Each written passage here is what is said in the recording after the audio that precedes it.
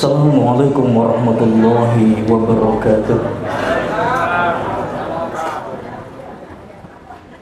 Alhamdulillah thumma alhamdulillah, wassalatu wassalamu ala rasulillah Sayyidina Muhammad ibn Abdillah wa ala alihi wa sahbihi wa mawala.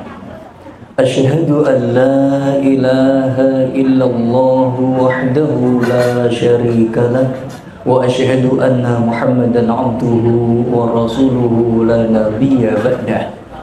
Allahumma salli ala Muhammad wa ala ali sayyidina Muhammad, la khawla wa la quwwata illa billah, amma ba'da. Qala ta'ala fil Qur'anil azim, a'udzu billahi minasy syaithanir rajim. Ya ayyuhalladzina amanu taqullaha haqqa tuqatih wa la tamutunna illa wa antum muslimun. Wa qala ya ayyuhalladzina amanu taqullaha wa qulu qawlan sadida yuslih lakum a'malakum wa yaghfir lakum dhunubakum wa may yuti'illaha wa rasulahu faqad faza fawzan 'azima. Wa qala nabi ittaqillaha haitsuma kunta wa atbi sayyi'atal hasanata tamquha wa khaliqin nasa bi khuluqin hasanin. Allahumma la sahla illa ma ja'altahu sahla wa anta taj'alul hazna idza syi'ta sahla. Hadirin sekalian, jamaah kajian parkiran dakwah Masjid Matio Mangunkarso yang semoga semuanya diberikan rahmat oleh Allah Subhanahu wa taala. Puji syukur kita panjatkan kehadirat Allah atas seluruh kenikmatan demi kenikmatan yang selama ini telah kita regu. Dan kenikmatan-kenikmatan itu tidak mungkin kita dustakan, sedemikian banyaknya, sampai di dalam ayat-ayat Al-Quran di surah Ar-Rahman pun disebutkan sedemikian banyak. Fabi ayyi ala'i rabbikuma tukadziban, maka nikmat Tuhanmu yang manakah yang kamu dustakan? Disebutkan hingga banyak sekali. Ini juga mengharapkan agar kita pun juga bersyukur kepada Allah dengan banyak sekali syukur. Karena memang disebutkan pula di dalam Al-Quran, orang yang mau bersyukur kepada Allah atas nikmatnya itu hanya sedikit. Dan semoga dari golongan yang sedikit itu kita termasuk di dalamnya. Amin Allahumma amin. Jamaah sekalian yang dirahmati oleh Allah, tidak lupa saya tetap mengajak pada diri ini dan juga jamaah sekalian untuk meningkatkan keimanan dan ketakwaan kita kepada Allah Subhanahu wa taala dimanapun dan kapanpun kita berada. Masih berada di bulan Syawal, masih di bulan Syawal ya. Maka juga tidak ada jeleknya saya sampaikan sebuah doa, taqabbalallahu minna wa minkum. Semoga Allah menerima amal ibadah kita selama di bulan Ramadan. Amin Allahumma amin. Jamaah sekalian yang dirahmati oleh Allah, kita melanjutkan kembali kajian kita di bulan Ramadan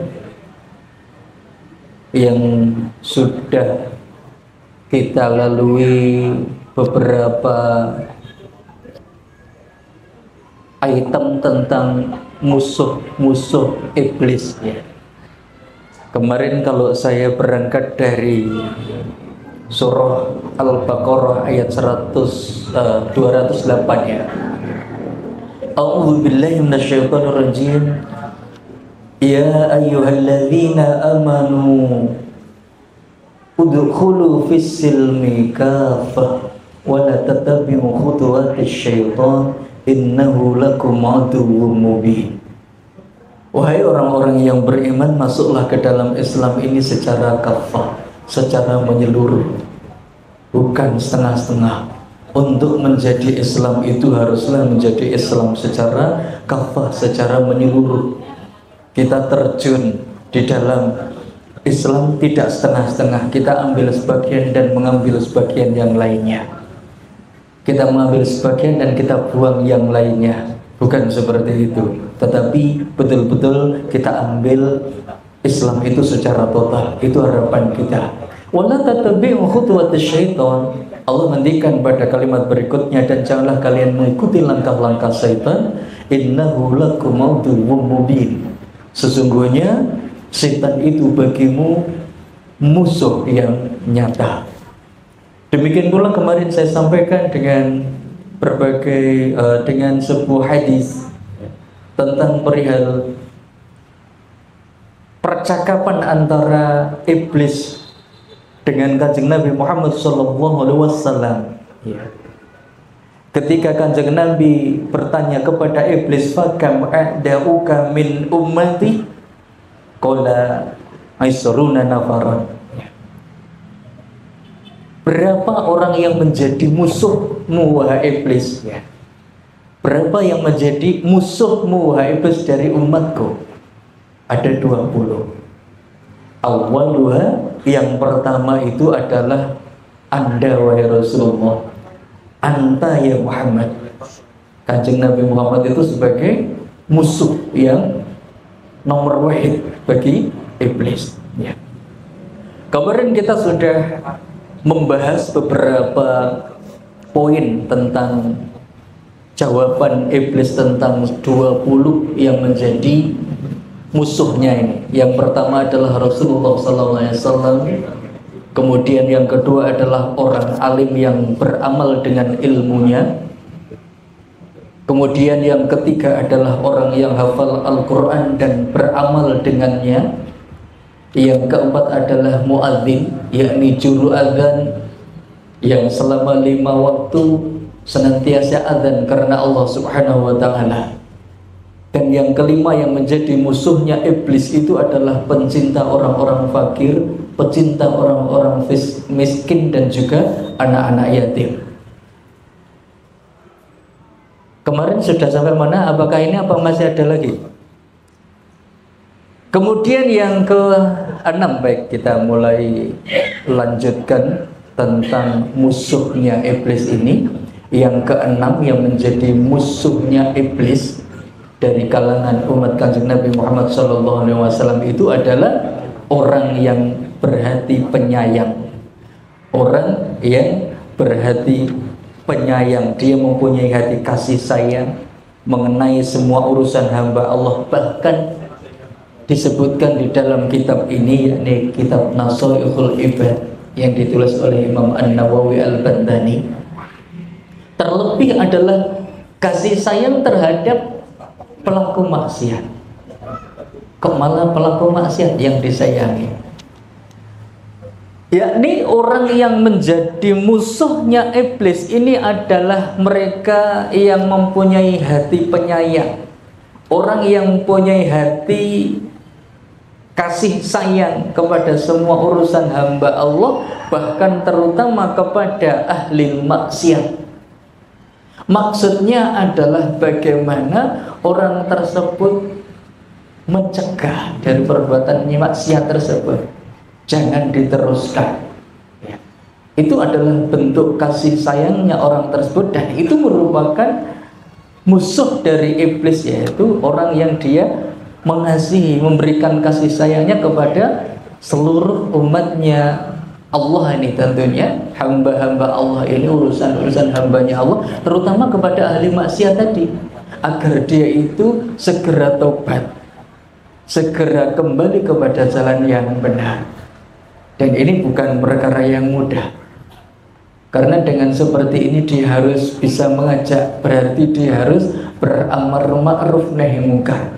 Ketika dia melihat sebuah kemungkaran dari umat Kanjeng Nabi Muhammad, dengan bentuk kasih sayangnya, maka dia akan mencegah perbuatan maksiatnya, perbuatan mungkarnya, ya.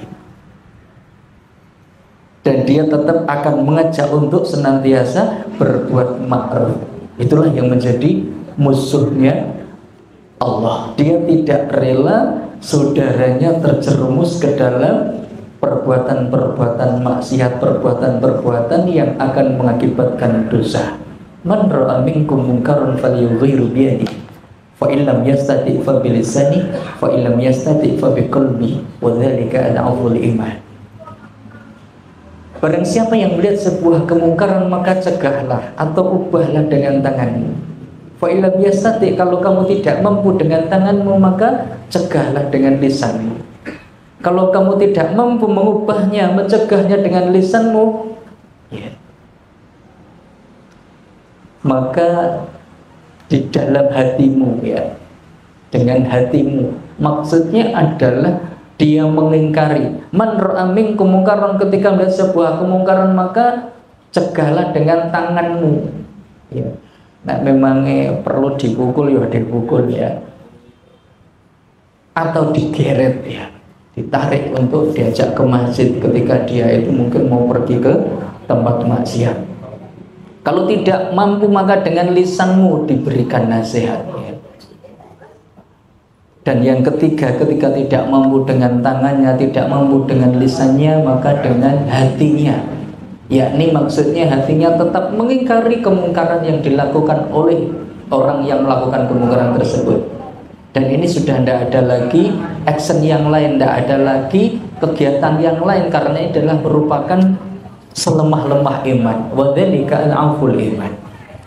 Itulah hadirin sekalian, jadi orang yang mempunyai hati penyayang ini merupakan musuhnya iblis. Apalagi orang tersebut menyayangi ahli maksiat dalam rangka agar orang tersebut menghentikan dari kemaksiatannya. Dan yang ketujuh, kata iblis kepada Kanjeng Nabi, siapakah yang menjadi musuhnya? Yang ketujuh adalah orang yang tawadhu terhadap kebenaran, orang yang tawadhu, ya, tidak sombong, apalagi terhadap kebenaran, ya. Kalau kemarin di pertemuan yang lalu, ya, bagaimana tentang pecinta orang fakir, miskin, dan anak yatim, saya membuatkan sebuah kisah tentang seseorang yang kaya raya kemudian mendatangi Kanjeng Nabi, yang mana Kanjeng Nabi ketika itu sedang duduk-duduk dengan salah seorang fakir miskin, ya. Ketika si kaya raya ini pengen menemui Kanjeng Nabi, waktu duduk tidak ada tempat kecuali harus bersebelahan di sampingnya si fakir miskin. Kemudian dia menarik-narik kain ujung bajunya agar jangan sampai mengenai si fakir miskin tersebut, ya. Kemudian ditegur oleh Kanjeng Nabi, wahai saudaraku, kenapa kamu lakukan seperti itu? Apakah kamu itu khawatir kalau kekayaanmu itu sampai menyentuh saudaramu yang fakir miskin ini, ya? Apakah kekayaanmu itu nanti takut kalau menimpa dia, ya? Maka betapa malu, dan dia itu merasa sangat berdosa orang si kaya raya tadi. Dan dia berkata kepada Kanjeng Nabi, wa Rasulullah, saksikanlah, separuh dari kekayaan saya akan berikan kepada saudara saya ini, si fakir miskin. Kemudian Kanjeng Nabi bertanya kepada si fakir miskin tersebut, wahai saudaraku, apakah kamu mau menerima hadiah dari saudaramu ini? Tetapi si fakir ini kemudian menjawab, wahai Rasulullah, saya mohon maaf, saya tidak bisa menerima pemberian saudaraku ini, karena saya khawatir ketika saya nanti menjadi kaya akan berlaku sombong terhadap makhluk Allah. Naudzubillah tsumma naudzubillah. Di situ pun kan juga kemarin saya sampaikan tentang sebuah hadis, la yadkhulul jannah, ya, tidak akan masuk jannah orang yang ada di dalam hatinya ada sedikit saja kesombongan. Orang tersebut tidak akan masuk surga yang ada di dalam hatinya ada sedikit saja kesombongan. Ketika itu Kanjeng Nabi berkata di hadapan para sahabat, dan kemudian ada di antara salah sahabat bertanya, wahai Rasulullah, si fulan itu, bapak itu suka pakai baju bagus, suka pakai sandal yang bagus. Oh, bukan itu maksudnya. Allahul Jamil yuhibbul jamal. Allah itu maha indah dan menyukai keindahan. Yang dimaksud sombong itu adalah batarul haq wa ghamdun nas. Ya, ini adalah menolak kebenaran dan meremehkan kepada sesama manusia, ya. Jemaah sekalian yang dirahmati oleh Allah, kalau yang ketujuh, poin ketujuh adalah orang yang tawadhu terhadap kebenaran. Dia bukanlah tipikal orang yang sombong menolak kebenaran. Kalau kemarin saya gambarkan orang yang sombong dia menolak kebenaran itu, dia mempunyai sebuah pendapat yang ternyata pendapat tersebut itu bertentangan dengan Al-Quran ini, ayatnya, hadisnya seperti ini, tetapi dia tetap masih kekeh dengan pendapatnya sendiri walaupun bertentangan. Bukan dia itu termasuk orang hebat, tetapi dia itu bahkan merusak. Karena sudah diberitahukan ini hadisnya, ini ayatnya, ini pendapat para ulama seperti ini, tetapi dia tetap mengacu dengan pendapatnya sendiri, yang itu pendapatnya bertentangan dengan dalil-dalil yang jelas tadi. Sementara orang yang menjadi musuh iblis adalah dia yang sangat tawadhu terhadap kebenaran. Al-haqqu min rabbik, bahwasanya kebenaran al-haq itu datangnya dari Allah. Kemudian yang selanjutnya hadirin sekalian, yang menjadi musuhnya iblis adalah pemuda yang tumbuh mentaati Allah Subhanahu wa ta'ala. Ya. Pemuda yang senantiasa melaksanakan ketaatan kepada Allah. Mulai dari sejak kecilnya dia terpelihara, ketika remajanya bahkan dia dalam kondisi senantiasa taat kepada Allah.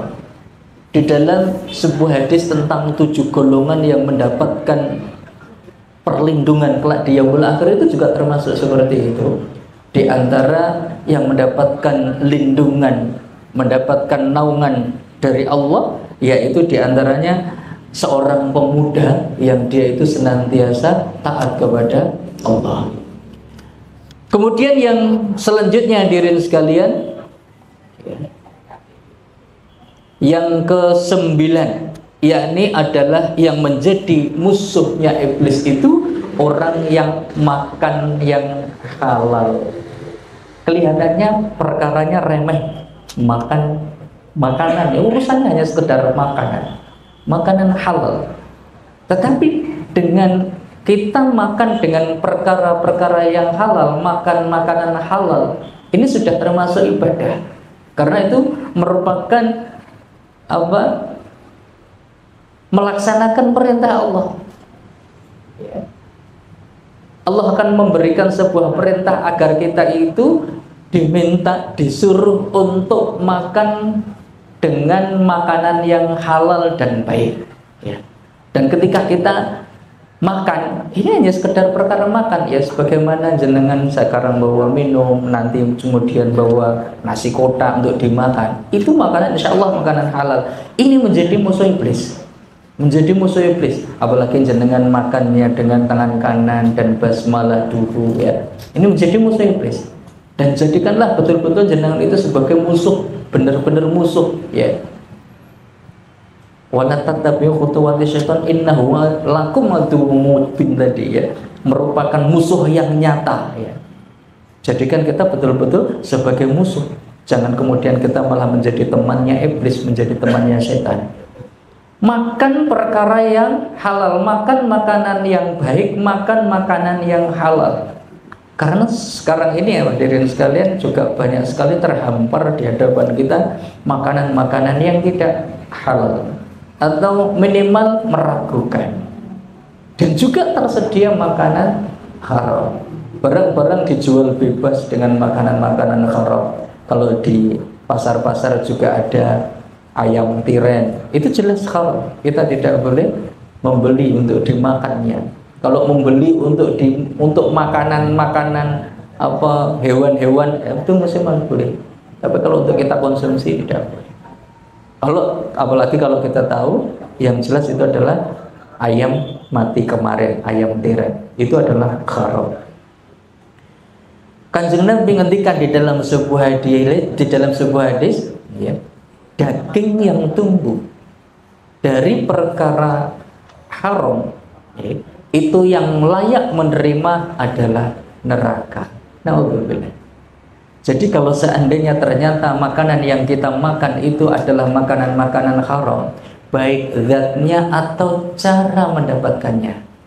Mungkin bisa jadi kita tidak makan babi, mungkin bisa jadi kita tidak minum khamr, ya, orang ngombe congyang, ndak. Apa meneh nganggo surungan, apa surungannya, Pak? Arwi. Wedhus balap, ya. Tidak makan itu, tetapi ternyata cara mendapatkan makanan, yakni bagaimana kita kerjanya, ya kadang ya ngapusi barang, ya. Ini hasil dari kerja kita itu menjadi haram. Kalau kita belikan untuk beli bakso, kita belikan beli martabak, gowo balik tinggu panganan anak karo bojone dan menjadi sebuah daging, nanti akan berpotensi sebagaimana hadis tadi. Daging yang tumbuh yang disebabkan dari perkara yang haram, yang layak menerima itu neraka. Dengan kata lain, tidak layak masuk surga. Naudzubillah summa naudzubillah. Maka berhati-hatilah tentang perkara ini, wahai bapak-bapak, di dalam mencari maisah, pekerjaan, mencari penghasilan. Walaupun sedikit yang kita dapatkan, tetapi yakinlah bahwasanya rezeki itu sudah tertakar dan tidak mungkin tertukar. Rezeki itu tidak akan salah alamat, ya. Tidak akan salah alamat. Ketika kita sudah mendapatkan jatah hari itu mendapatkan 100.000 ataupun 50.000, ya, rezeki sudah dicatat, tapi caranya kita disuruh untuk dengan yang baik cara mendapatkannya, ya. Maka akan kita dapatkan yang 50.000 itu, 100.000 kita akan dapatkan, tetapi tinggal kita mendapatkannya dengan cara yang ma'ruf atau tidak. Ini yang menjadi masalah, yang akan menjadi penilaian di hadapan Allah nanti, yang akan menjadikan nanti barang tersebut halal ataupun haram. Berhati-hatilah wahai seorang bapak, seorang suami, bahwasanya anak istrimu itu dia mungkin bisa menahan diri untuk tidak makan, dia mampu untuk lapar-lapar, berlapar-laparan, tapi dia tidak mampu untuk menahan siksa api neraka. Makanya Abu Hurairah pernah berkata, daripada makan makanan yang haram, lebih baik saya makan lumpur, makan lendut, daripada saya makan makanan yang haram. Dan orang yang makan halal ini merupakan musuhnya iblis tadi. Dan yang ke-10 hadirin sekalian, yang merupakan musuhnya iblis pula dari golongan umat Kanjeng Nabi Muhammad adalah dua pemuda yang bersahabat karena Allah Subhanahu wa taala. Dua pemuda, bukan pemuda dan pemudi, maksudnya ya seorang pemuda dan pemuda. Bukan kok terus kemudian di sini gay sama lesbi, bukan. Dalam artian dia bersahabat bukan karena didasari tentang harta ataupun dunia ataupun jabatan, tetapi didasari karena Allah Subhanahu wa taala, karena mangkat taklim bareng, ya. Terus kemudian pergi melakukan amal bareng, misalkan etika bareng dan lain sebagainya. Yang jelas dia itu bersahabatnya itu bukan didasari perkara-perkara dunia, tetapi dalam rangka untuk senantiasa saling membantu perihal akhiratnya dalam perkara taatnya kepada Allah Subhanahu wa taala. Yang namanya sahabat, nek koncone salah mesti dielengke. Ya, ono koncone sing melakukan keburukan, maka dia akan diingatkan. Ya, nek koncone seneng ya melu seneng, nek koncone susah melu susah. Belum melu susah. Hadirin sekalian yang dirahmati oleh Allah, yang jelas dua pemuda yang bersahabat karena Allah Subhanahu wa taala ini nanti juga merupakan di antara umat Kanjeng Nabi Muhammad yang menjadi musuhnya iblis. Dan yang ke-11 kata iblis, yang menjadi musuhnya adalah orang yang memelihara sholat berjamaah. Masya Allah, luar biasa. Orang yang bapak-bapak, mas-mas terutama berjamaah di masjid, ini luar biasa. Mungkin pernah juga ketika ada kisah seorang pemuda yang dia itu pagi-pagi mau pergi sholat berjamaah subuh, ya. Ketika dia mau berangkat, kemudian karena dalam kondisi gelap, dia kesandung atau keblowok dalane dan akhirnya dia terjatuh, ya. Dan akhirnya bajunya kotor karena habis hujan selama semalamnya itu seperti itu. Akhirnya dia pulang, ya. Akhirnya dia pulang untuk ganti baju, berangkat lagi, ya. Kejeglong meneh, dia balik lagi, ganti baju meneh untuk berangkat pergi ke masjid. Akhirnya yang ketiga, itu tidak kejeglong, tapi dia bantu sama seseorang yang ternyata itu adalah setan. Karena apa? Dia khawatir tetap kalau seandainya dia nanti tetap kejeglong meneh balik dan dia ngambil baju baru lagi, dia akan lebih mendapatkan pahala yang banyak karena kesungguhannya itu tadi. Maka dia ya wis ora apa-apa. Karepe itu ketika tadi kejeglong balik wis ora salat subuh berjamaah. Karepe dijeglong ke setan seperti itu. Tetapi akhirnya dia tetap dibiarkan ke masjid. Hadirin sekalian yang dirahmati oleh Allah Subhanahu wa taala. Ketika kita pergi ke masjid untuk salat berjamaah itu luar biasa pahalanya. Eman-eman kalau seandainya seorang bapak, seorang mas-mas, seorang lelaki yang tidak mau berjamaah di masjid. Sholat 5 waktu terutama, apalagi sholat subuh yang mempunyai nilai lebih dibanding dengan sholat-sholat yang lainnya ya. Ketika jenengan melangkah 1 kali langkah saja, itu digugurkan dosanya. Yang saya yakin jenengan dan saya ini mempunyai banyak dosa. Ketika kaki melangkah sekali saja, mengayunkan tangan dalam 1 kali langkah, digugurkan pahalanya, digugurkan kesalahannya, digugurkan dosanya, dan diangkat derajatnya. Di saat yang sama diangkat derajatnya oleh Allah. Sing ngangkat derajatnya Gusti Allah, bukan kita. Bukan perkara wong RT utawa sak kampung ngangkat derajat kita di subyo-subyo jadi seorang pejabat, enggak, tetapi yang mengangkat Allah. Tapi kalau seandainya yang mengangkatnya hanya sekedar orang kampung, tetapi kalau Allah ndelesep ke awake dhewe njluntrung ke kita atau njungkel ke, sangat mudah. Tetapi kalau kita yang mengangkat derajatnya adalah Allah, maka siapapun tidak akan mampu menghancurkannya. Ini gara-gara apa? Melangkahkan kakinya ketika dia mau pergi ke masjid sholat berjamaah. Belum lagi nanti banyak sekali mungkin suatu saat kita akan membahas tentang bagaimana fadilahnya pergi ke masjid untuk sholat berjamaah bagi bapak-bapak. Lah ibu-ibu oleh sholat masjid kemudian berjamaah? Boleh. Tetapi memang di dalam sebuah hadis disebutkan lebih baik sholatnya di rumah. Di masjid boleh ya, asalkan bisa terjaga dari fitnah ya. Tidak pakai wangi-wangian sing sampai semebrul kemudian tidak menutup aurat, naudzubillah. Kalau itu tidak boleh. Hadirin sekalian yang dirahmati oleh Allah Subhanahu wa taala, kemudian yang selanjutnya yang ke-12 kata iblis yang menjadi musuhnya adalah orang yang sholat malam ketika manusia tidur ya. Orang yang sholat malam ketika manusia tidur ya. Qala sallallahu alaihi wasallam, sallu minal laili walau arba'an, sallu walau rak'atain, ma min ahli baitin tu'rafu lahum salatun minal laili illa nadahum munadin ya ahlal baiti qumu li salatikum. Salatlah kamu di waktu malam walaupun 4 rakaat. Salatlah kamu walaupun 2 rakaat. Tidak ada pengisi rumah yang mereka membiasakan sholat malam, melainkan ada yang memanggil, wahai penghuni rumah, bangunlah kamu untuk melaksanakan sholat. Hadirin sekalian yang dirahmati oleh Allah Subhanahu wa taala, perihal ya sholat malam ini ada ayat yang khusus ya, kita dapatkan di dalam surah Al-Isra ya. Ayat yang ke-79. A'udzu billahi minasyaitonir rajim.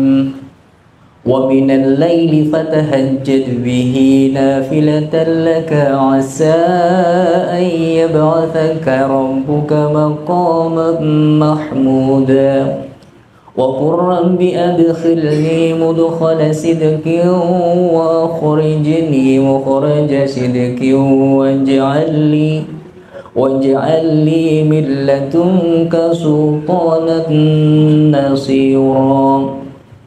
Di dalam ayat ini Allah berfirman, wa minal laili fatahajjad bihi nafilatan laka 'asa ayyab'asa rabbuka maqaman mahmuda. Dan pada sebagian malam lakukanlah sholat tahajud ya. Salat tahajud itu berarti salat malam setelah kita dari tidur ya, berarti mulai dari setelah isya ya sampai subuh. Itu namanya qiyamul lail kalau kita melakukan sholat. Jangan boleh mau melaksanakan sebelum tidur atau setelah tidur. Tahajud berarti setelah tidur walaupun cuma sebentar.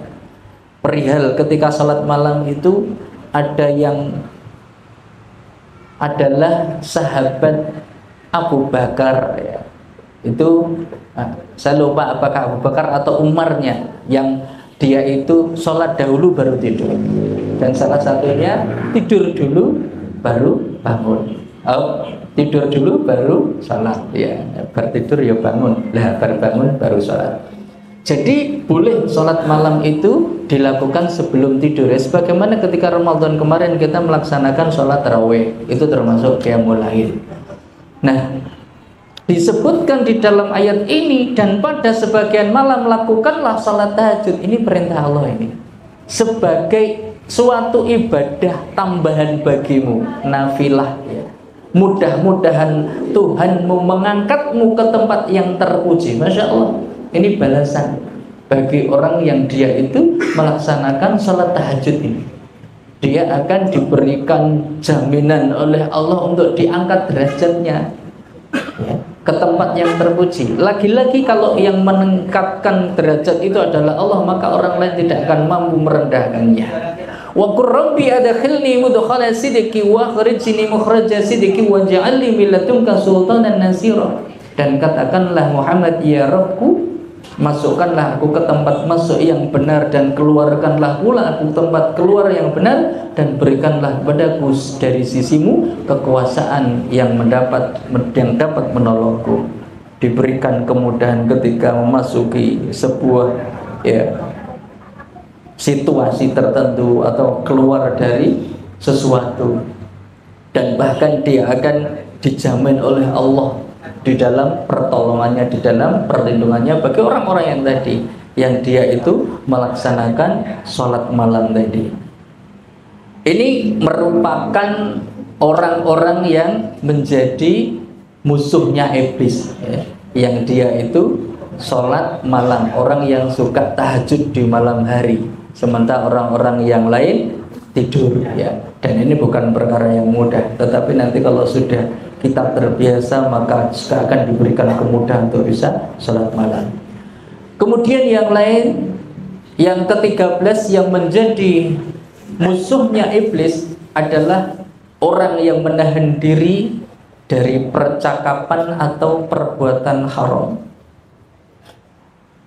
Menahan diri dari ngomong sesuatu yang diharamkan, berbuat sesuatu yang diharamkan oleh Allah. Hadirin sekalian, saat ini bukan perkara yang mudah bagi kita untuk mengakses, melihat hal-hal yang diharamkan oleh Allah ya, di hadapan kita, baik dengan media yang ada atau mungkin bahkan kalau kita keluar rumah pun untuk melihat hal-hal yang haram, apalagi kalau kita sampai terjerumus untuk melakukan perbuatan-perbuatan haram atau juga perkataan-perkataan yang haram. Bahkan orang-orang yang beriman itu bukan hanya sekedar perkara yang haram, perkara-perkara yang tidak ada manfaatnya saja, yang hanya sia-sia saja, ngomong kosong saja, itu bagi orang yang mukmin maka dia akan meninggalkan hal seperti itu. A'udzu billahi minasyaitonir rajim. Qad aflahal mu'minun alladzina hum fi salatihim khashi'un walladzina hum 'anil lagwi mu'ridun ya. Sungguh beruntunglah orang-orang yang beriman itu. Orang-orang mukmin itu dikatakan oleh Allah orang-orang yang beruntung. Siapakah mereka yang beruntung itu? Siapakah orang beriman yang beruntung itu? Alladzina hum fi salatihim khashi'un, yang dia itu salatnya khusyuk. Bukan perkara yang mudah ketika kita sholat untuk bisa khusyuk. Betapa sering ketika kita sholat begitu Allahu Akbar, ternyata di dalam benak kita macam-macam ada pikiran yang banyak melayang melintas di dalam benak kita. Untuk mendapatkan kekhusyukan itu bukan perkara yang mudah. Walaupun memang kita juga pernah ada nas Seseorang itu nanti akan mendapati di dalam sholatnya itu dia akan mendapatkan 1/10-nya, ya, 1/9-nya, 1/8, 1/7, 1/6, 1/5, 1/4, 1/3, atau setengah dari sholatnya. Itu dapat setengah dari sholatnya itu sudah luar biasa. Ya. Kok bisa dia khusyuk dalam sholatnya selama 1 kali sholat itu setengah, itu sudah luar biasa. Ya. Karena seringnya ketika sholat itu kita sering banyak digoda juga oleh setan. Ya. Hadirin sekalian yang dirahmati oleh Allah Subhanahu Wa Taala, maka tadi termasuk orang yang beriman yang beruntung tadi adalah walladzina hum 'anil lagwi muridun. Dan dia itu terhadap perkataan dan perbuatan yang lagu, yang tidak ada manfaatnya, orang beriman itu maka meninggalkannya. Dia meninggalkan perkataan atau perbuatan yang tidak ada manfaatnya, cuma ngomong kosong, ora ono faedahe, gedabus ngalor ngidul, ya. Maka orang-orang beriman maka akan meninggalkan hal-hal yang seperti itu. Hadirin sekalian yang dirahmati oleh Allah Subhanahu Wa Taala, kemudian yang ke-14 yang menjadi musuhnya iblis adalah orang yang menasihati saudaranya dengan setulus hati, ya. Orang yang tadi memberikan amar ma'ruf nahi mungkar kepada saudaranya, yang dia itu untuk memberikan nasihat benar-benar hanya untuk mendapatkan ridho dari Allah Subhanahu Wa Taala, ya. Dia tidak ingin saudaranya ini terjerumus ke dalam perkara-perkara yang buruk, maka dia memberikan nasihat dan dia menasihati itu dengan setulus hati. Apalagi saat ini sejatinya sangat mudah bagi kita untuk memberikan nasihat, terutama pada dirinya sendiri dan juga kepada saudara-saudaranya dengan media yang kita punya. Bisa dengan lewat Facebook, lewat WhatsApp, lewat Instagram, itu sangat mudah. Yang sejatinya itu adalah nasihat untuk diri kita sendiri, tetapi ketika ada yang melihat, ketika ada yang membaca dan dilihat, kemudian dibaca oleh orang lain dan itu pas nasihatnya untuk dirinya, dan kemudian dia mengamalkan apa yang kita tuliskan, yang apa kita posting, ya, orang tersebut ketika beramal soleh gara-gara postingan kita, dia mendapatkan pahala, maka orang yang posting pun juga akan mendapatkan pahalanya. Minimal postingan-postingan baik yang kita berikan di dalam media sosial kita itu nanti akan ada nilainya tersendiri, dan semua akan ada hisabnya juga. Apakah yang kita posting itu kebaikan atau keburukan, semua nanti juga akan dimintai pertanggungjawaban. Jadi berhati-hatilah ketika kita mempunyai media sosial, via WhatsApp kita membuat status atau kita membuat postingan di WhatsApp atau di Instagram, Facebook dan lain sebagainya. Berhati-hatilah, sama-sama kita menggunakan energi kita untuk posting, maka postinglah dengan postingan yang baik. Yang ke-15 hadirin sekalian yang menjadi musuhnya iblis, yakni adalah orang yang senantiasa menjaga wudhu. Dia itu orang yang senantiasa berada di dalam wudhu, ya. Ini sejatinya adalah perkara yang bisa kita lakukan, ya, dan sangat mudah. Ketika kita itu dalam kondisi wudhu, kok nanti misalkan ngentut atau bagaimana, segera saja ambil air wudhu lagi. Masya Allah, ini luar biasa. Salah satu yang menjadi rahasia, ya, Bilal bin Rabah merupakan muadzinnya Kanjeng Nabi.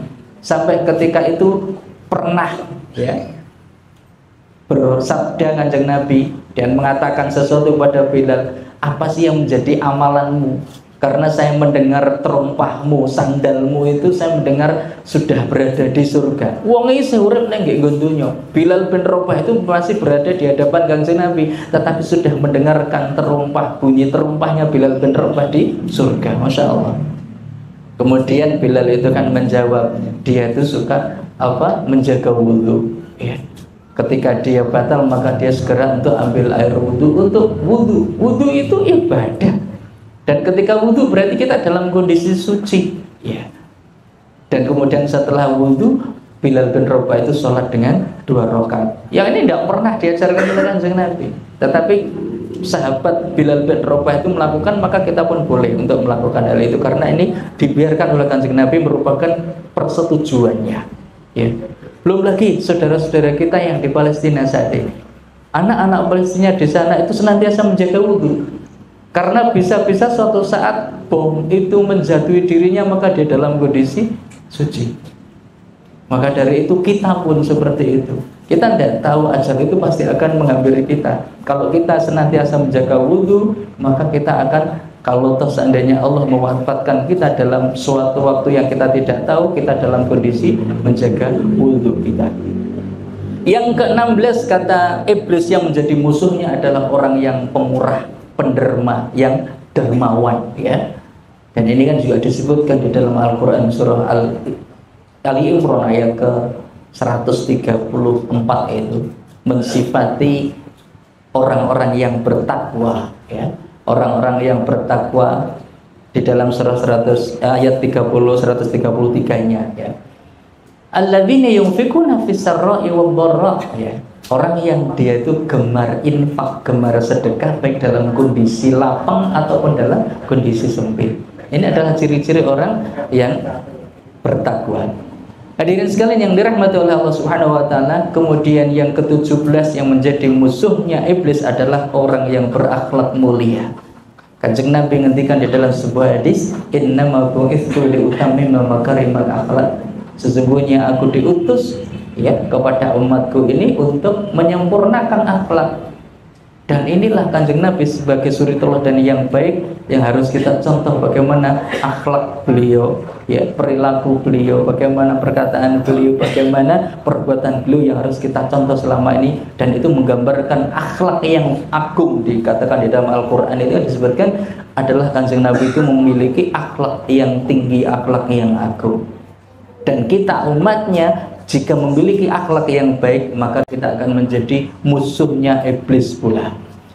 Kemudian yang ke-18 kata iblis yang menjadi musuhnya adalah orang yang benar-benar meyakini rizki Allah yang dijamin untuknya. Jadi kita itu ketika perkara masalah rizki tenang-tenang saja, karena rizki itu sudah dijamin. Tetapi kita bagaimana tadi diharapkan ketika menjemput rizki itu dengan cara yang benar tadi ya. Tetapi kita tawakal kalau terhadap rezeki yang diawali dengan ikhtiar ya. Karena di antara yang bisa mendatangkan rezeki ketika kita menyimak ayat kedua dan ketiga surah At-Talaq ya. Allah berfirman, "Wa may yattaqillaha yaj'al lahu makhraja wa yarzuqhu min haitsu la yahtasib." Ya. Udah Isa.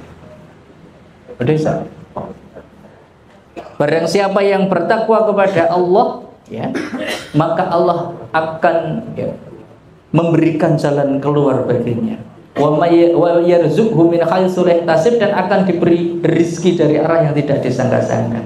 Ini luar biasa. Saya yakin jenengan sudah pernah mengalami ini.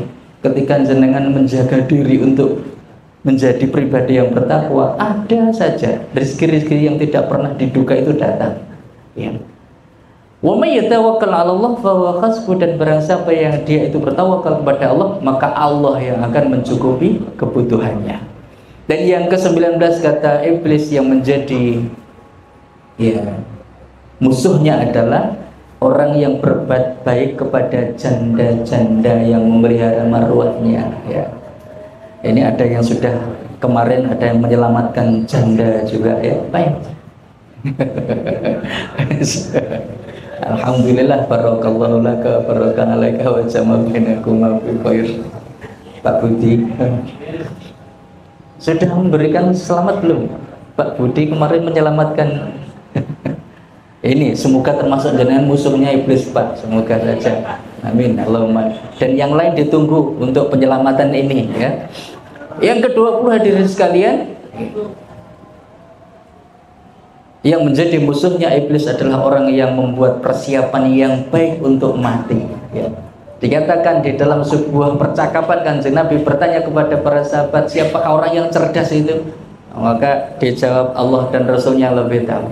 Orang yang cerdas itu adalah orang yang senantiasa dzikrul maut, dia mengingat tentang kematian dan mempersiapkan diri untuk ya menghadapi kematian tersebut dengan amal-amal terbaiknya.